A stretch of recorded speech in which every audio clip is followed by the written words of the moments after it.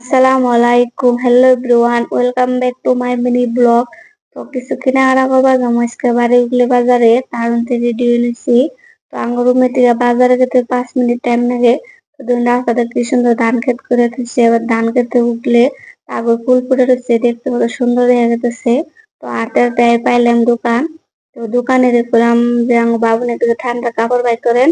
তো দোকানে বললো যে বাবুর কাপড়ের সাইজ নাই বলে, তো নাই দেখে দোকানের বাইরে আরেক এক দোকানে যেতেছি। তো আর দোকান পাইলাম, তো আমার সাড়ে আগে যেতেছি, আমি পাশে পাশে যেতেছি।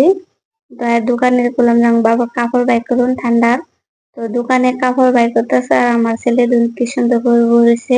ওনাকে কিছু বুঝে না, একদম ঠান্ডা ভদ্র, কিন্তু দুষ্টমির 1 নম্বর। আমার বাবু নিয়ে স্যান্ডেল নিমু, তো স্যান্ডেল দেখতেছি।